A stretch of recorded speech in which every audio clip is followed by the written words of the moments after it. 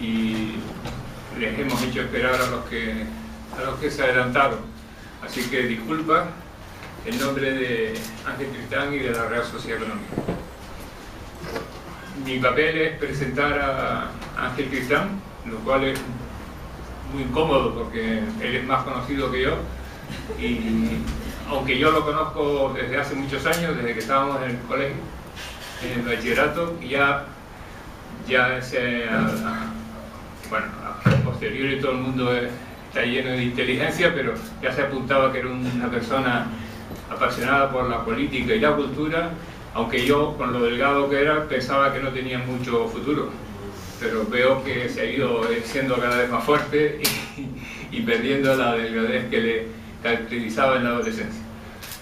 Bueno, en sí, su trayectoria como periodista comprometido con la democracia, antes de que la democracia estuviese consolidada, como periodista combativo, como periodista excelente ya, a estas alturas ha demostrado unos conocimientos y una capacidad muy sobresaliente, y además de periodista, pues escritor, ha escrito muchísimas cosas, y conferenciante. Creemos, Paco y yo, y en la conversación que teníamos antes, que una de las palabras uno de los adjetivos que mejor le definen es que un periodista valiente. Y esta cualidad evidentemente no es común, aunque existe y se distribuye aleatoriamente en la sociedad, pero es importante en un país que aparece como sumido en la corrupción, aparece como un sistema democrático, después de años de dictadura y de desastres miles, un sistema democrático que aparece en cierta quiebra, y es una situación muy confusa y molesta, y sobre todo difícil de analizar y de ser objetivo, puesto que la escandalera dificulta el análisis racional. Y ya me voy a ir acabando estas palabras, porque Paco Pomares tiene muchas más sustanciosas palabras y cosas que decir que yo, que estoy acabando, y le doy la palabra. Muchas gracias.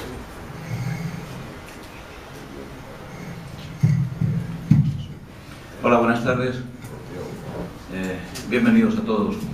El periodista Ángel Tristán inventó hace años ya el término bananaria, un topónimo en absoluto imaginario que recrea nuestra realidad local y nos recuerda que si no estuviéramos en Europa, entre otras muchas cosas, esta región habría sucumbido ante el saqueo sistemático de que ha sido objeto, ante la intolerancia sectaria de muchos de los que hoy nos gobiernan y ante la desigualdad creciente que nos ha convertido en la vergüenza del mundo desarrollado.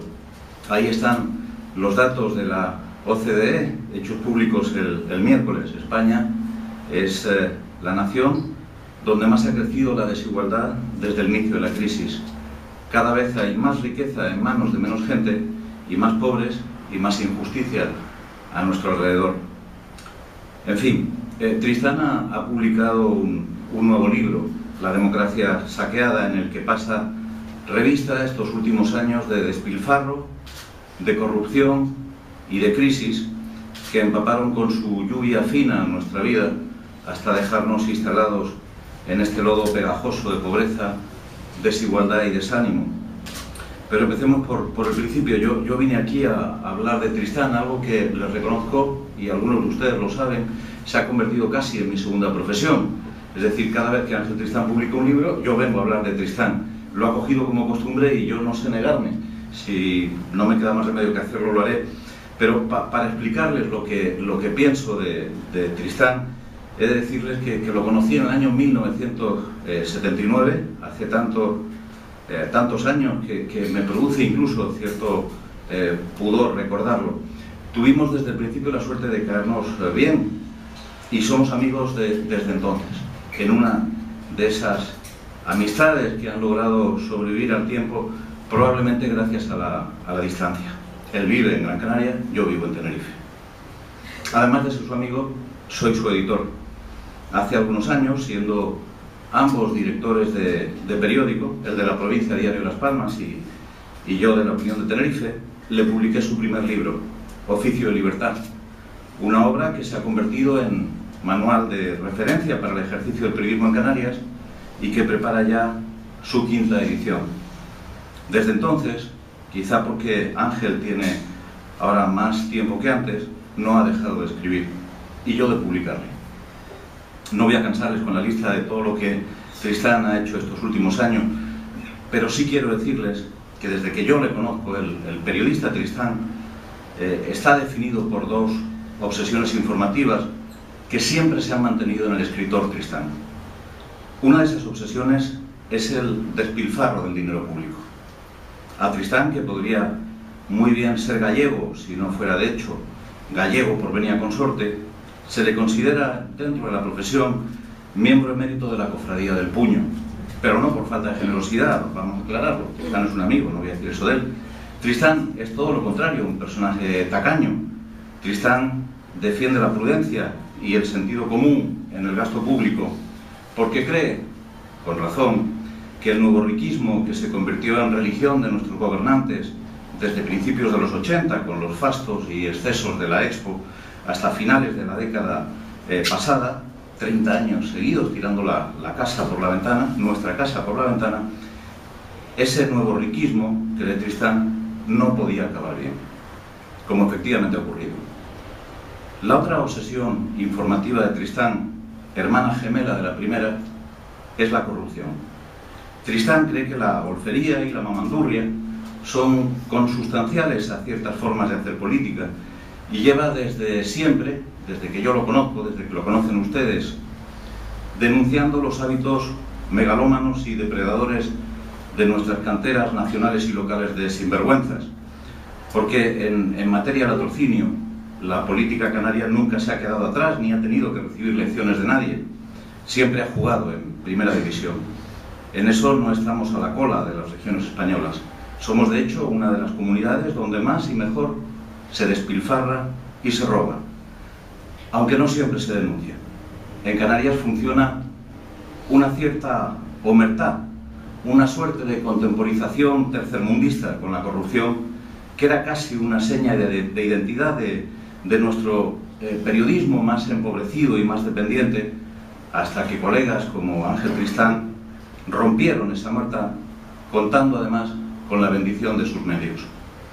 Si algo bueno trajo la abundancia, fue el fortalecimiento económico de la empresa periodística, respondiendo a una frase que en Prensa Ibérica, el grupo al que Ángel y yo hemos pertenecido durante muchísimos años, a una frase que en nuestra casa fue casi un santo y seña para la independencia, aquella que acuñó Javier Moll, o que a él se le atribuye y que asegura que donde abunda la publicidad resplandece la verdad.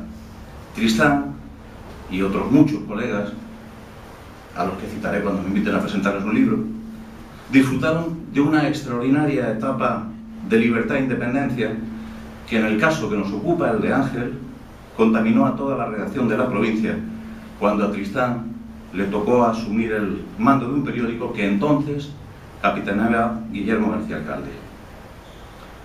Carlos Sosa, otro amigo común con el que, quizá porque es amigo, no estoy de acuerdo en casi nada, pero aún así es un gran amigo y un periodista valiente de la estirpe de Ángel, suele recordar que a Tristán le pusieron entonces, cuando fue director del periódico, le pusieron la proa muchos poderosos y ha contado Carlos Sosa como uno de ellos, que hoy luce banda de ministro petrolero, se atrevió incluso a pronosticar con bastante acierto el preciso momento en que Ángel Tristán sería cesado.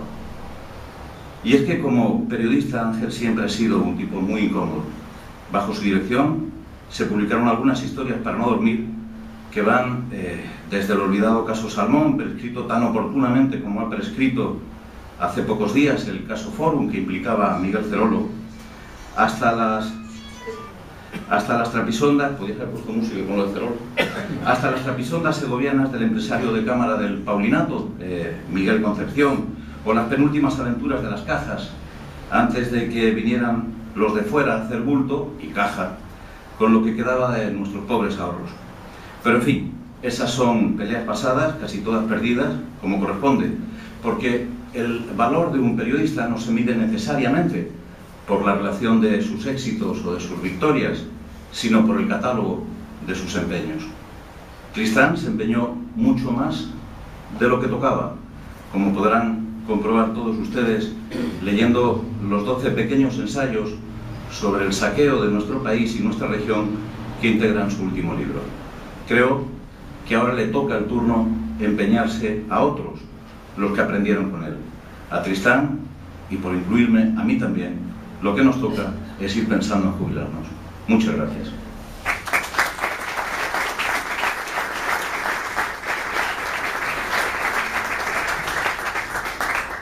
Pero los jubilados también tenemos que ser un poco pejigueros, ¿eh? Que no te vayas a creer, pues si no sería muy fácil aquí empezar a jubilar a todos los que por alguna razón pues somos incómodos. Vamos a ver, habló Tomás Vandevalle de la valentía. Yo realmente nunca me consideraba una persona valiente. Yo estoy más de acuerdo con algunos amigos que dicen lo que soy un irresponsable, porque en realidad yo muy pocas veces me pongo a reflexionar si me interesa a mí publicar o no publicar una determinada información. Tengo aquí algunos amigos que me aconsejaban al respecto cuando pues yo simplemente me sentía subyugado, dominado por una especie de atracción fatal, como esa película de la atracción fatal que sale del ordenador en forma de espacio en blanco. Bueno, antes era en azul, ahora pues la pantalla es el espacio en blanco, ¿no? Y entonces simplemente me ponía a escribir. Nunca, creo yo, he pensado demasiado en lo que estaba escribiendo, de tal manera que en muchos momentos empezaba un artículo planteado de una forma para centrarlo en un determinado asunto y terminaba a mitad del artículo hablando pues de otro tema distinto que me iba apareciendo de repente. Eso, según lo que me han comentado otros compañeros, es relativamente frecuente cuando no se tiene ya precocinado lo que uno quiere escribir. A mí lo que me ha molestado siempre no es tanto un concepto de lo moral, porque incluso grandes cínicos como Glastus, para ganarle las elecciones a Disraeli, habló del fenómeno moral, del pecado, del diablo. No, y después era más diablo que todo y más inmoral que Disraeli. No, a mí lo que me ha fastidiado, lo que me produce una sensación de desasosiego es la impunidad que da a romper las reglas del juego. Las reglas del juego son fundamentales. Yo creo que en una democracia las reglas del juego lo que garantizan es la igualdad de oportunidades. En cuanto hay una persona que tiene más oportunidades que otra, por no seguir las reglas, es decir, porque tiene un amigo, porque tiene un puesto de influencia, porque hace una picardía, esa persona realmente está cometiendo, yo diría, un delito patriótico, un delito democrático, porque está socavando la Constitución, las reglas del juego. Para socavar la Constitución no hace falta hacer grandes trapisondas, no hizo nada, ni cambiar las leyes. No, ¿cómo vamos a cambiar las leyes si esta Constitución va estupendamente? Pues no va estupendamente porque cada uno de los contenciosos o cada uno de los casos de corrupción más famosos o menos famosos, en el fondo es una ruptura de las reglas del juego, en el fondo está transgrediendo la Constitución. Y eso, claro, a veces parece como que transgredir la Constitución es solamente ya las cosas esas, la barrabasada más grande. No, las pequeñas barrabasadas al final, las pequeñas trampas al final tienen tanta importancia para subvertir la Constitución como un caso en concreto que se... Y bueno, eso de decir que por cambiar la Constitución España está abocada a un caos infinito, pero el que lea la Constitución, yo la tengo leída y subrayada y leída y rayada muchas veces, se da cuenta de que el 90% de los mandamientos expresos, es decir, de lo que no sean abstracciones metafísicas, se está incumpliendo. El artículo 1 de la Constitución dice expresamente: España se constituye en un Estado social y democrático de derecho. No dice en un Estado de mercado y democrático de derecho, ni en un Estado liberal o neoliberal democrático de derecho, ni en un Estado de nación y nacionalidad y reino de taza de derecho. No, dice en un Estado social. ¿Qué parte de social es la que no se entiende? ¿La primera o la segunda? Un Estado social. Y entonces, claro, pues de estas convicciones vienen pues muchos de los artículos que he publicado y muchos de los planteamientos que he publicado. La corrupción no es un tema de ahora. Parece que antes no había corrupción. Antes había corrupción, lo que no había era libertad de prensa. Todos los que vivimos bajo el franquismo recordamos aquello de la libertad y del el contraste de pareceres dentro de una ordenada concurrencia de criterios. Agárrame el macho. Claro, es decir, así cualquiera. Hay concejales de urbanismo de aquella época que han publicado en mi periódico, en el periódico de la provincia, cómo ellos ayudaron a sacar adelante la avenida Marítima porque hablaron con sus empresas y le indicaron los solares donde podían construir, y que gracias a eso se empezó a hacer la avenida Marítima. Y eso está publicado con total naturalidad. Eso hoy en día es de cárcel. Pero en aquel momento eso era una cosa común. La corrupción era el sistema. Aunque, visto con nostalgia, pareciera que no, que eso no ocurría, pero vaya si ocurría. Solo afloraron determinados temas. Yo recuerdo que los primeros temas que escribí yo en este sentido ético, digamos, junto con Guillermo García Alcalde, fueron los relacionados con el urbanismo y el chabolismo en aquel entonces, y fueron también los relacionados con las extrañas recalificaciones, y no solo recalificaciones en el sur de Gran Canaria. Los casos, por ejemplo, de una parcela que se le puso, después de hecho el plan, parcela cero, porque ya como estaban ocupados todos los números, desde el 1 hasta el infinito, el único que quedó libre es el 0. La parcela 0, casualmente en medio de la duna y el oasis. Y después la famosa parcela X, porque como tampoco se le tenían número frente al templo ecuménico, que de ser una zona verde, de verde solo se le puso, como me dijo uno de los promotores, era verde el césped artificial que le pusieron en la cubierta. Entonces, claro, cuando vemos la historia de la corrupción en Canarias, de la corrupción urbanística, yo cuento en el libro también como una vez un ayudante militar de Marina de Fuerteventura, que era periodista también, Luciano Piñero Sanjuro, me llamó desesperado porque las autoridades de Marina no le hacían caso, y por supuesto el gobernador muchísimo menos, le dijo que se callara, ¿no? Habían allí unos señores que estaban vendiendo solares en marea baja, y me llevó a verlo a Corraleo, y en efecto me llevó en preamar y no se veían los solares, y me llevó en bajamar y lo que vi eran los mojones blancos con cangrejos por encima. Entonces, claro, eso incumplía la ley de costa a aguas vistas. Bueno, pues eso era corrupción también. Entonces, hemos llegado a la actualidad. El otro día me comentaba una persona, no el otro día, hace unos meses, claro, es que esto no se veía venir. Esto ha surgido de repente. ¿Hay alguna intencionalidad? Porque siempre la gente, cuando hay algo que le molesta o que le rompe el negocio político, el negocio urbanístico, el negocio de cualquier tipo, o simplemente el negocio de su imagen, ve una intención oculta. Las intenciones ocultas son estupendas, porque como están ocultas, nadie las ve, nadie puede decir es mentira, ¿no? Es como un marinero del club náutico, que era un bajista profesional, que me decía que tenía una nube en el ojo. Entonces, claro, no había médico que fuera capaz de decir que no tenía una nube en el ojo.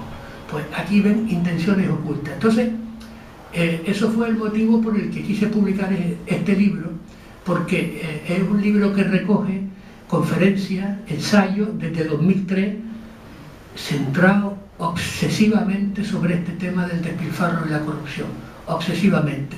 Y además que refleja muchas historias, como las que les estaba contando, sucedidas desde los años 70, pero muchísimas historias en los últimos 20 años. ¿Y esto por qué ha sido así?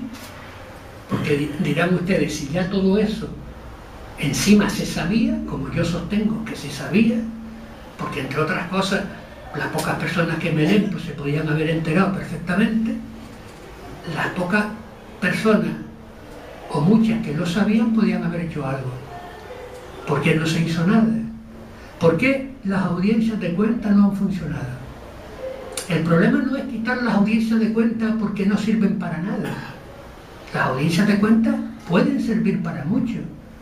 En una conferencia que me encargó el Tribunal de Cuentas y las audiencias de cuentas, que, en fin, para todas las audiencias de cuentas de España, yo lo que sostenía era que el secretismo que rodeaba a la actuación en las auditorías de la audiencia de cuentas impedía que eso se reflejara en la opinión pública. Y lo que no se publica no existe.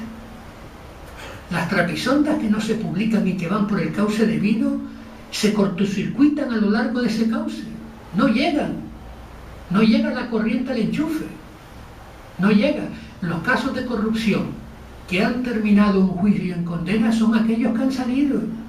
Los que no han salido han prescrito y han acabado por ser pólvora mojada. Entonces, la audiencia de cuentas dice, no, es que no lo podemos hacer porque somos un órgano del Parlamento. Y como somos un órgano del Parlamento, primero se tiene que enterar el Parlamento. Hombre, y la justicia se imparte en nombre del rey y los hechos son públicos desde que un juez de instrucción de primera instancia admite una demanda. Desde ese momento ya es noticia y según el protocolo de comunicación del Consejo Nacional del Poder Judicial, eso ya se puede publicar en todos y cada uno de sus pasos. Es decir, que aquí lo que hay es que se han repartido las instituciones y lo han hecho de tal forma que desde dentro las distintas fuerzas se han neutralizado entre sí. Y entonces no interesa que todo esto que se sabe se publique.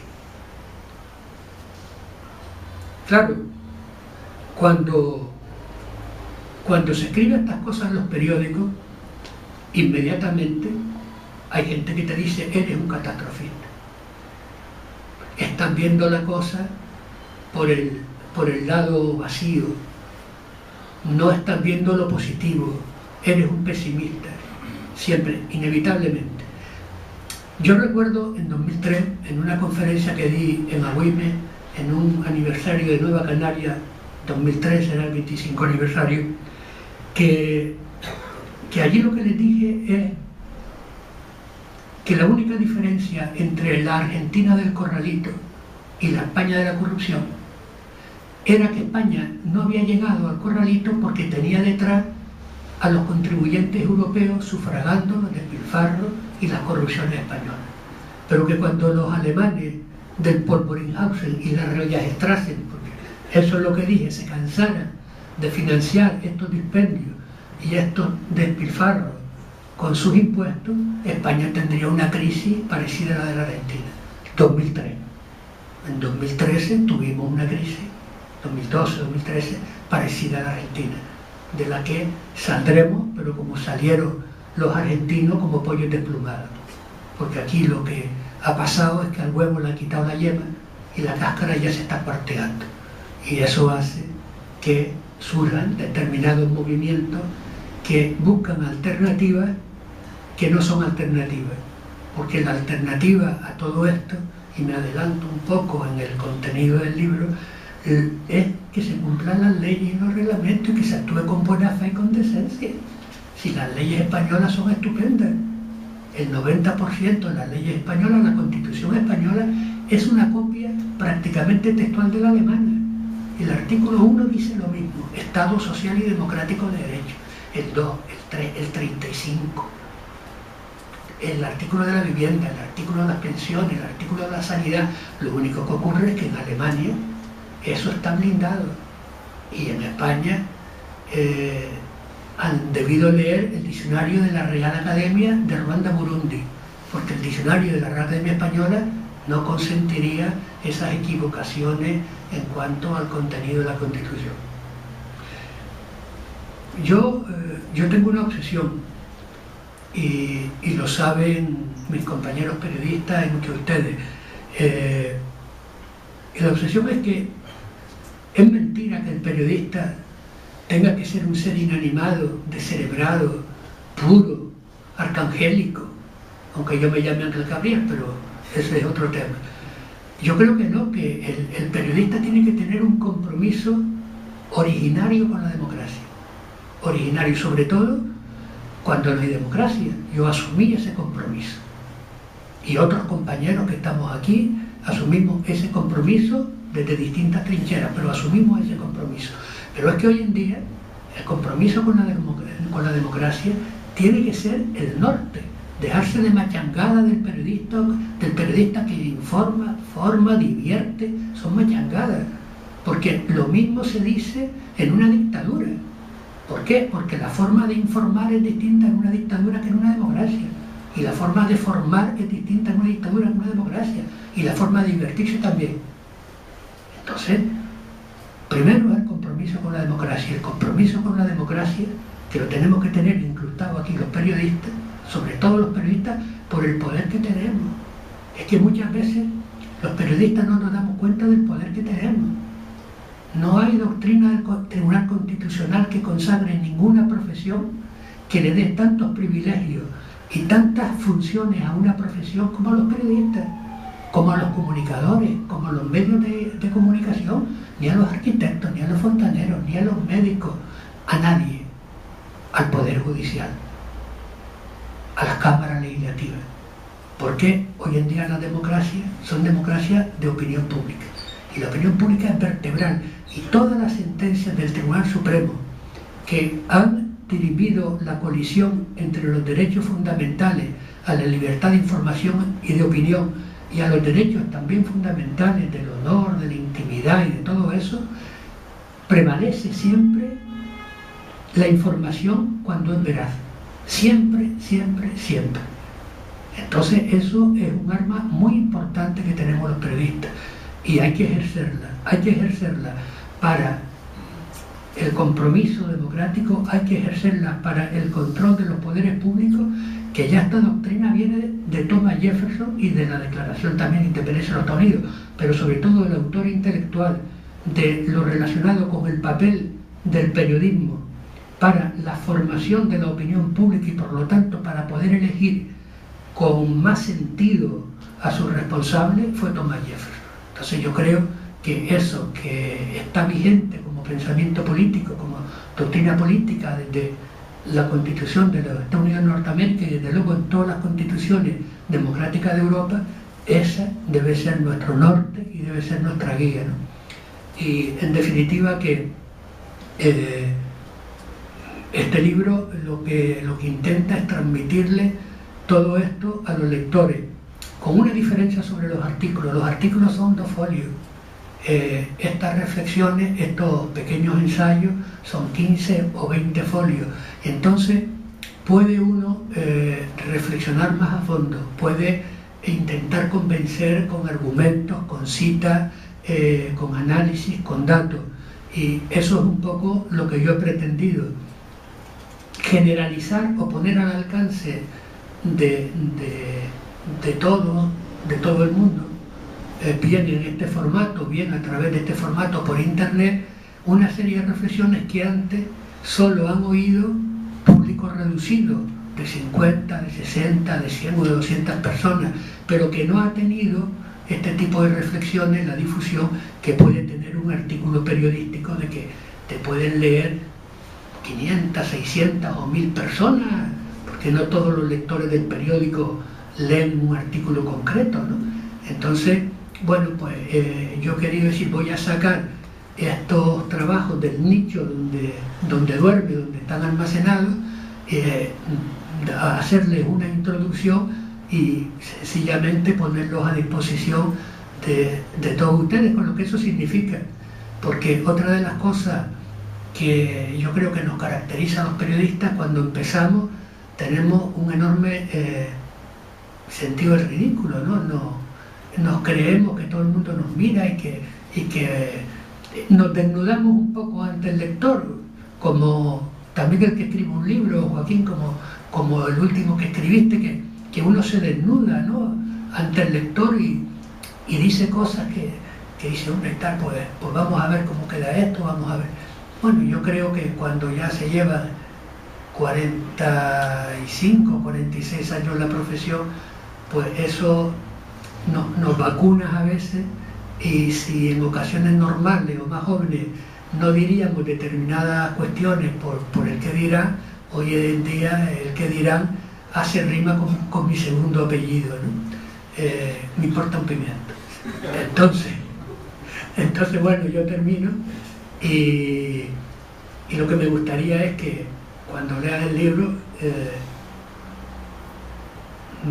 me digan lo que les parece, que yo admito todas las críticas, todas absolutamente, y además, bueno, eso me demostraría que por lo menos no he perdido tiempo. Muchas gracias a todos y pueden hablar.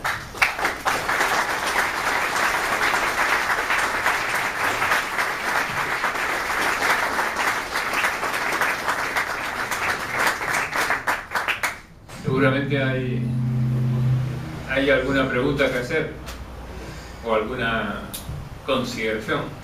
O un meeting incluso. Bueno, pero corto.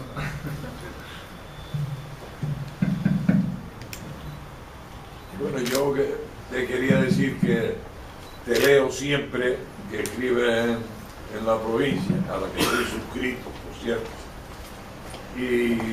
y me maravilla en los tiempos difíciles estos que corren de un poco de confrontación o de enfrentamiento entre diferentes partidos y tal, la ponderación que demuestra en tus artículos. Eso es loable y para mí lo más importante, porque me decía un compañero y vecino tuyo, Paco de la Iglesia, vecino mío mejor dicho, Paco de la Iglesia, que el periodista debe informar con total objetividad, aún en contra de sus ideas, y creo que eso engrandece la profesión.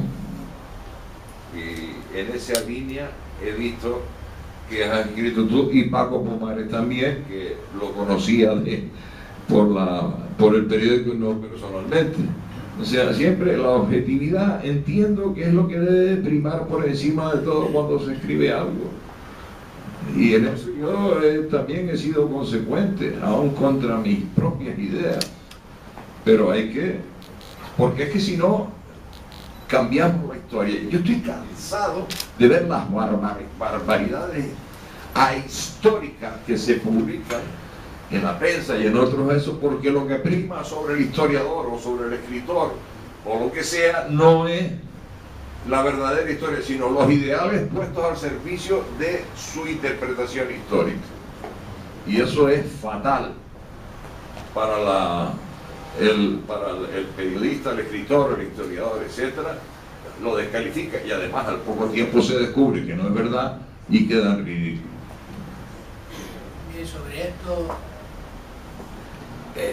sobre esto de la objetividad yo estoy totalmente de acuerdo, ¿no? Yo suelo emplear otra palabra que es la veracidad, ¿no? La objetividad es como un diamante puede tener hasta 72 caras y cada cara tiene un brillo distinto, pero es un solo diamante, o sea, y el diamante se puede ver, según las vueltas que le dé, el diamante cambia absolutamente de forma según le da la vuelta, ¿no? Es tan legítimo que haya personas que defiendan que no se puede construir en un paraje de la belleza y de la historia de los oasis Maspalomas o en las dunas. Y es legítimo también que haya otras personas que con argumentos legales digan que es legítimo construir porque eso crea empleo. Los dos puntos de vista son razonables, tienen su razón. Yo estoy más a favor de uno que de otro, pero no insulto ni le quito totalmente la razón al que opina según el punto de vista que yo no opino. Quiero decir que muchas veces se pretende encontrar algo que se lleva miles de años, iba a decir millones, pero no es verdad, miles de años buscando, que es la verdad absoluta, que solo la han descubierto unos cuantos dictadores que han hecho unas escabechinas tremendas, ¿no? Entonces, yo creo que la Constitución, uno de sus artículos fundamentales es el que reconoce el derecho de los españoles a equivocarse, que es el derecho a la libertad de expresión. La libertad de expresión, en el fondo, es el derecho a equivocarse. Yo me puedo equivocar. Hay, digamos, una frontera, ¿no?, que es no mentir, no engañar. Y estamos viendo que el problema de este país es que hay mucha gente en puestos de mucha influencia, sean periodísticos o políticos, que engañan como bellacos. Pero lo peor de todo es que hay personas que engañan y se ponen coloradas, pero hay personas que engañan y se lo creen, o les importa un rábano y no se ponen coloradas, y esos son los peligrosos, los que engañan y no se ponen colorados, o se afectan el bigote cuando se lo mueven.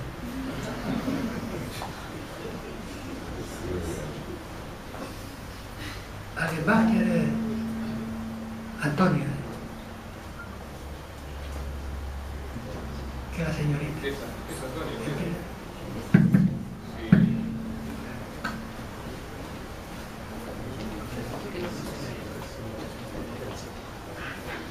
Sí, hola, buenas tardes a todos, especialmente a mi compañero y sin embargo amigo, Ángel Tristán. Lo conozco hace muchísimo tiempo y yo lo que quiero decir es una cosa de predicar y otra de dar trigo, ¿no? Ángel Tristán no solamente predica, sino siempre ha dado trigo. Y voy a poner, no lo quiero extender, pero voy a poner un ejemplo muy claro, yo creo que muy sintomático de lo que ha sido y lo que es Ángel Tristán. Para mí, con respeto a todos los demás, ¿no?, para mí el mejor alcalde que hemos tenido desde el advenimiento de la democracia ha sido Juan Rodríguez Doreste. Fue Ángel Tristán Pimienta, cuando era secretario general de la Educación Local de Las Palmas de Gran Canaria, que convenció a Juan Rodríguez Doreste para que fuera candidato por el Partido Socialista a la alcaldía de nuestro municipio, Las Palmas de Gran Canaria. Quiero decir con esto que el dar trigo también fue porque él sabía perfectamente que Juan Rodríguez Doreste no le iba a fallar a él, no iba a fallar al partido ni a la ciudad de Las Palmas de Gran Canaria, que es la que se debía. Cosa que lamentablemente, y lo ponía muy claramente, lo decía antes el buen compañero también y amigo Paco Pomares, con otros alcaldes que él nombró, y tú también has nombrado. Han venido otros que lamentablemente no han hecho la función, ya no en pro y en beneficio de la ciudad, sino estoy hablando de la ética que tuvo siempre Juan Rodríguez Doreste como algo suyo y que difundió con su ejemplo. Y yo decir, para terminar, que Juan Rodríguez Doreste a los 81 años perdió la alcaldía, no por la gestión. Aquí está Joaquín Casariego, que está con el plan de Las Palmas de Gran Canaria y sabe lo que se trabajó. Simplemente que se fue a la oposición con muchísima dignidad, cosa que actualmente muchos de los políticos, cuando terminan de un cargo, de seguida están buscando, cosa que no hizo Juan Rodríguez Doreste. Y después de decirte que estuvimos juntos en el comité regional, primer comité regional, Pablo también estuvo y algunos compañeros más aquí, y yo con bastante pesadumbre tengo que decir, como socialista, que en nuestra época, tú sabes perfectamente, Ángel, que la palabra honradez no se utilizaba en absoluto en el PSOE. Era consustancial, implícito en un socialista ser honrado. Y lamentablemente hoy todos los partidos, incluido el PSOE, tienen que hacer de forma explícita esa palabra en todas las resoluciones. Nada más que quería decirte eso, que enhorabuena por el... No lo he leído, pero estoy seguro que el contenido va en la línea que yo expreso. Bueno, pues si lo lees te va a llevar una sorpresa porque hablo de ti. y cuento una pequeña anécdota que tiene que ver con el tema de la corrupción en los partidos, ¿no? Yo creo que el primer caso conocido de corrupción en un partido ocurrió en la agrupación socialista de Las Palmas de Gran Canaria, cuando dos legionarios, ex legionarios, un señor mayor y otro que le llamaban el Valleca, que no recuerdo el nombre ahora, entraron allí, bueno, pues, eran pocos y tal, y entraron, ¿no? Y entonces al final pues nos dimos cuenta de que esos señores estaban robando, ¿no? Se habían hecho con la cantina y entonces habían hecho un negocio con la cantina y tal. Y nada, pues se reunió la ejecutiva y como estaba aprobado, bueno, pues había presunción de inocencia, porque el tribunal decidió que tal y a la calle, ¿no? Entonces el señor mayor apareció una tarde y me puso una pistola en la cabeza. Y bueno, yo creí que estaba descargada y tal. Estrella, la secretaria, casi le da un vaído, ¿no?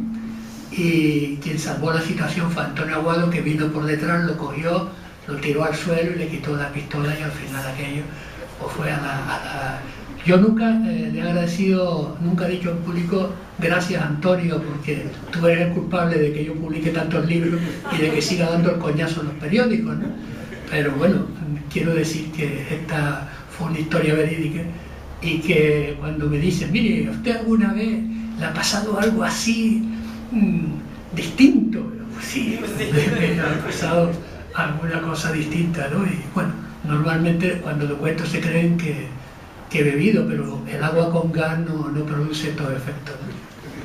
Y en cuanto a todo lo demás, efectivamente son historias pasadas, todos tenemos nuestra historia detrás, y cuando no había democracia, pues como dije al principio, muchos periodistas tomamos un partido y yo estoy con aquellos periodistas que una vez consolidada la democracia, el partido que tomamos fue solamente el partido de la profesión y dejamos cualquier otro condicionante, ¿no?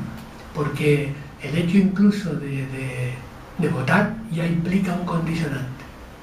Entonces, bueno, a veces uno tiene que ser tosudo y defender una integridad que en el fondo me dice, bueno, pero esa es la integridad de las piedras, ¿no? Bueno, pues es que con las piedras se hacen las catedrales y las pirámides y duran un montón de tiempo. ¿Alguno más anima?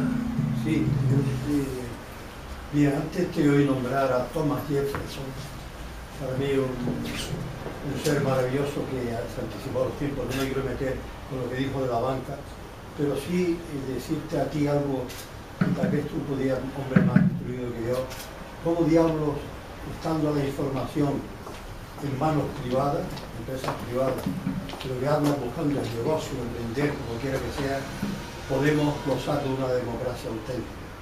Solamente eso. Como no se puede gozar de una democracia auténtica es con la prensa del movimiento o del partido de la Unión Soviética o el Granma de Cuba o la prensa de Chávez. Así no hay libertad de prensa. La libertad de prensa hay que entenderla como un juego de equilibrio, como que todo el mundo tiene derecho a expresar una opinión, aunque a veces no se crea. De ese juego de equilibrio, de esa libertad absoluta de opinión, es en donde está la verdad aritmética. Claro, tú puedes coger una información de un periódico, de otro periódico y del de más allá. Al final, el periódico que tiene la razón, ese periódico al final termina vendiendo más, pero al final termina imponiéndose esa opinión simplemente por el contraste de veracidad. Yo he estado en una empresa, estoy en una empresa en la que en momentos de gran tensión los periodistas nos hemos sentido respaldados en nuestra opinión. Por ejemplo, hay un caso clarísimo, el del periódico Levante en Valencia, Guillermo, cuando Francisco Camp, bueno, pues hizo lo que aquí hizo Soria en el ayuntamiento también con nosotros, quitar la publicidad porque molestábamos. Al final los tribunales en Valencia le dieron la razón a Prensa Ibérica Y el gobierno de Camp tuvo que pagar la publicidad que no puso, pero que tenía que haber puesto. Y además fueron condenadas en otra sentencia las Cortes Valencianas por hacer lo mismo, por boicotear a un periódico que era el Levante Mercantil Valenciano de Prensa Ibérica. A veces hay periódicos que no se enfrentan. Yo entiendo que en la crisis mantener la bandera de la libertad tiene sus peligros, pero se está manteniendo. Hay periódicos que la mantienen, hay otros periódicos que no. Pero entre los periódicos que sí, los periódicos que no, bueno, pues yo creo que la gente al final no es tonta y la gente se da cuenta quién hizo estallar la bomba del 11M. Al final la gente se da cuenta y la gente se da cuenta de por qué ha dimitido el fiscal general y la gente se da cuenta de cómo Bárcenas. El problema de Bárcenas no es que se haya descubierto que robaba o que esté ahora en la cárcel. El problema de Bárcenas es que fue senador del PP por Cantabria, porque como dice el presidente de Cantabria, Revilla, con mucha gracia, aunque ya cansa tanta gracia, si hubieran puesto una vaca habría salido también, porque iba con la sigla del PP. Entonces, siempre que damos la posibilidad al gobierno de que en aras de un interés difuso, confuso y profuso, como diría el conde Romanone, ejerza la censura, vamos aviados. Vamos aviados. La ley de transparencia, todo eso son trampantojos. Ley de transparencia sí, pero se cambia por tercera vez al jefe, al comisario general puesto por el gobierno, porque no quieren que investiguen la trama Gürtel, como le dice el juez, de quien es policía judicial. Entonces, ¿para qué sirve la ley de la transparencia? ¿Para saber cuánto gana el policía ahora en el retiro? El problema es porque lo han quitado, no cuánto gana. Por eso la ley de la transparencia está muy bien, es muy moral, muy edificante, muy transparente, pero o se respeta la Constitución o no se respeta la Constitución. Y las reglas del juego, que eso es las reglas del juego.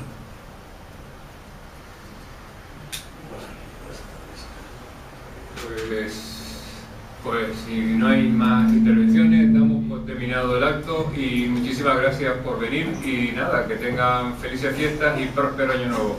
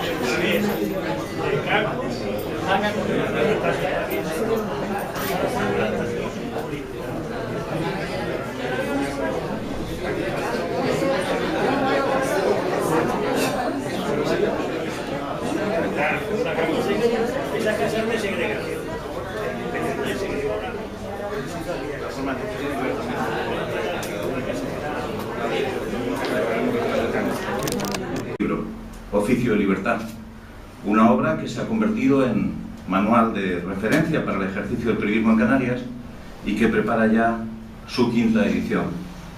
Desde entonces, quizá porque Ángel tiene ahora más tiempo que antes, no ha dejado de escribir y yo de publicarle. No voy a cansarles con la lista de todo lo que Tristán ha hecho estos últimos años, pero sí quiero decirles que desde que yo le conozco, el periodista Tristán está definido por 2 obsesiones informativas que siempre se han mantenido en el escritor Tristán. Una de esas obsesiones es el despilfarro del dinero público. A Tristán, que podría muy bien ser gallego, si no fuera de hecho gallego por venia consorte, se le considera dentro de la profesión miembro emérito de la Cofradía del Puño, pero no por falta de generosidad, vamos a aclararlo. Tristán es un amigo, no voy a decir eso de él. Tristán es todo lo contrario, un personaje tacaño. Tristán defiende la prudencia y el sentido común en el gasto público porque cree, con razón, que el nuevo riquismo que se convirtió en religión de nuestros gobernantes desde principios de los 80 con los fastos y excesos de la Expo hasta finales de la década pasada, 30 años seguidos tirándola. Y les hemos hecho esperar a los que se adelantaron. Así que disculpa en nombre de Ángel Tristán y de la Real Sociedad Económica. Mi papel es presentar a Ángel Tristán, lo cual es muy incómodo porque él es más conocido que yo y aunque yo lo conozco desde hace muchos años, desde que estábamos en el colegio, en el bachillerato, ya bueno, a posteriori todo el mundo está lleno de inteligencia, pero ya se apuntaba que era una persona apasionada por la política y la cultura, aunque yo, con lo delgado que era, pensaba que no tenía mucho futuro. Pero veo que se ha ido siendo cada vez más fuerte y perdiendo la delgadez que le caracterizaba en la adolescencia. Bueno, en sí, su trayectoria como periodista comprometido con la democracia antes de que la democracia estuviese consolidada, como periodista combativo, como periodista excelente ya a estas alturas, ha demostrado unos conocimientos y una capacidad muy sobresaliente. Y la democracia saqueada, en el que pasa revista estos últimos años de despilfarro, de corrupción y de crisis que empaparon con su lluvia fina nuestra vida hasta dejarnos instalados en este lodo pegajoso de pobreza, desigualdad y desánimo. Pero empecemos por el principio. Yo vine aquí a hablar de Tristán, algo que les reconozco, y algunos de ustedes lo saben, se ha convertido casi en mi segunda profesión. Es decir, cada vez que Ángel Tristán publica un libro, yo vengo a hablar de Tristán. Lo ha cogido como costumbre y yo no sé negarme. Si no me queda más remedio que hacerlo, lo haré. Pero para explicarles lo que pienso de Tristán, he de decirles que lo conocí en el año 1979, hace tantos años que me produce incluso cierto pudor recordarlo. Tuvimos desde el principio la suerte de caernos bien y somos amigos desde entonces. En una de esas amistades que han logrado sobrevivir al tiempo, probablemente gracias a la distancia. Él vive en Gran Canaria, yo vivo en Tenerife. Además de ser su amigo, soy su editor. Hace algunos años, siendo ambos directores de periódico, el de la provincia Diario Las Palmas y yo de La Opinión de Tenerife, le publiqué su primer libro. Y además de periodista, pues escritor, ha escrito muchísimas cosas y conferenciante. Creemos, Paco y yo, y en la conversación que teníamos antes, que una de las palabras uno de los adjetivos que mejor le definen es que un periodista valiente. Y esta cualidad evidentemente no es común, aunque existe y se distribuye aleatoriamente en la sociedad, pero es importante en un país que aparece como sumido en la corrupción, aparece como un sistema democrático después de años de dictadura y de desastres miles, un sistema democrático que aparece en cierta quiebra, hoy quiebra, y es una situación muy confusa y molesta y sobre todo difícil de analizar y de ser objetivo, puesto que la escandalera dificulta el análisis racional. Y ya me voy a ir acabando estas palabras, porque Paco Pomares tiene muchas más sustanciosas palabras y cosas que decir que yo, que estoy acabando y le doy la palabra. Muchas gracias.